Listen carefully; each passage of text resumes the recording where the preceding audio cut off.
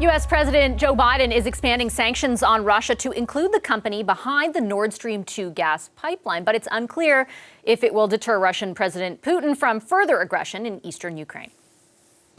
Well, I think that is a decision for President Putin to make. I mean, there are statements he has conveyed in terms of what he wants to achieve here, right? The division of NATO, the opposite is happening, right? He wanted to see Nord Stream 2 move forward, a key prize for him. That is obviously not happening. He wants to have a flourishing economy for the Russian people. Just even without the bite of our sanctions, that is clearly not happening. So this is an assessment he's going to have to make, and we expect he'll hear from people around him who are being impacted and other people in Russia about the impact. EU officials, meanwhile, ramped up their own set of sanctions targeting prominent Russian officials in Putin's inner circle. Will the Russian president retaliate, though? Michael Chertoff is the former head of U.S. Homeland Security under President George W. Bush. He's in Washington. Hi, Secretary Chertoff. Great to see you again and great to have you back on our program. Good to be on. Do you think that the sanctions announced by the United States and its allies will prompt President Putin to retaliate? He may retaliate to some extent. We may see, for example, some cyber attacks. The question for him is going to be, if he retaliates, do we then up the sanctions or, in fact, take other action? So he's going to have to make a judgment about whether he can tolerate what's currently being imposed, whether he will stop any further incursions, or whether he wants to escalate, in which case we have to be prepared to respond forcefully. I know it's difficult to predict Putin's behavior in any capacity, but based on what you have seen so far and the comments that we've all listened to, do you have a sense of which of those options you just laid out he might pursue? I think he will certainly push further in Ukraine. Right now, I think he has got troops in the so-called breakaway areas. There are some separatists there who are occupying part of those areas, but he may push with his troops to fully engage with both of those territories and to make them part of the separatist movement. And then there may be some cyber attacks on the West, denial of service attacks, ransomware attacks. We've seen that in the past, but I think it'll still be at a relatively moderate level, because if he takes it further, we may then really up the ante. When you look at potential vulnerabilities and the possibility of retaliation, you mentioned a few, for example, cyber attacks. To what degree do you distinguish between, let's say, Europe and North America?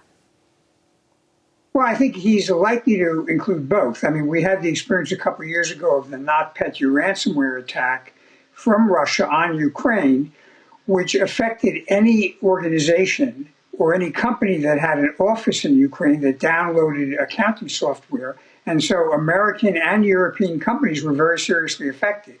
So I do think if he responds using cyber tools, it's likely to be at NATO and North America. Do you think critical infrastructure, for example, in North America is at risk? I do. I think in particular, there are two areas that he's most likely to focus on, that's say Putin. One is the financial sector, because most of our sanctions to some degree or another involve the financial sector as Russia engages with it. And the other is the energy sector. And we've just seen, for example, Germany indicate it's not going to certify Nord Stream 2. I think Putin may try to affect energy prices and raise them in the West as a way of pushing back against that. And one way to do it, as we saw with Colonial Pipeline, is to affect the ability to generate gas or other kinds of energy in North America and in Europe. So what can the West do, or what should it have been doing, has it been doing over the past number of years to prepare itself for this possibility? Well, we have hopefully been working for the past number of years to build up security for our critical infrastructure. I know, for example, the major banks in North America do work closely with the government to raise their capability to defend their data and to defend their networks against attacks. And I know, again, the large utilities and many of the energy companies do that. In the last year, the Biden administration has put into effect requirements on the energy sector that compels them to raise their standards, to share information about attacks, and to have backup systems. But I'm also not going to be too, rosy-eyed on this. There's a lot more we need to do. This is an evolving threat, as we saw recently again with Colonial Pipeline. There's a possibility of causing real hardship. And so I'm hoping that all the major elements of critical infrastructure are really making priority number one right now, preparing themselves to mitigate or reduce any impact of a cyber attack. And frankly, that's what we've been telling people that we advise. Yeah, I guess what I'm trying to get at is your assessment of sort of if you can, how prepared are we? And I take all the points that you're making there, like we should be. We've seen evidence of, in particular, cyber attacks over the last number of years. We know how Russia acts in that space. But do you still expect there to be, pronounced vulnerabilities here? I think we've made progress, but we have further to do, and that's partly because we're dealing with a dynamic threat. So I do expect if the Russians decide they want to mount attacks against elements of critical infrastructure, they will be able to disrupt and interfere with service. Now, there's another factor here. If they do that to a significant degree and it causes loss of life or significant economic damage, the United States and NATO are capable of responding in kind and visiting on Russia a pretty powerful response. And the issue will always be, how much of a response do you want to have? How do you calibrate it?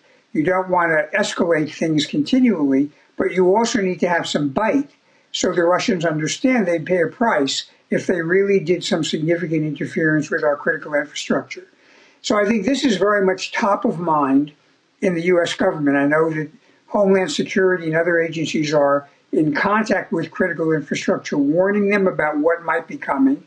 I know that at least the big players have made real progress, but I also know we're looking at the possibility of how would we retaliate if the Russians, in fact, really upped the ante on these kinds of attacks.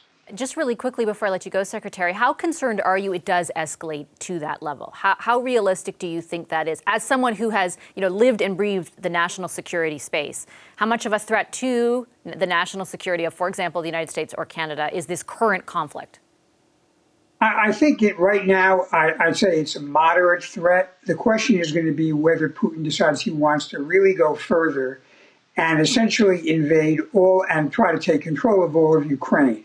If he does that, the chances of things spilling over into NATO or getting more serious cyber conflict begins to increase.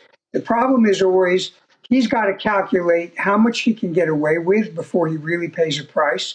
And we have to decide how far we want to retaliate without getting to the point that we really get into a very hot conflict. Okay, I'll leave it there. Thank you, Secretary Chertoff. Pleasure to have you as always. Thank you. Be well. Hi, I'm Vashi Capellos, host of Power in Politics. See more of our show by subscribing to the CBC News channel or click the link for another video.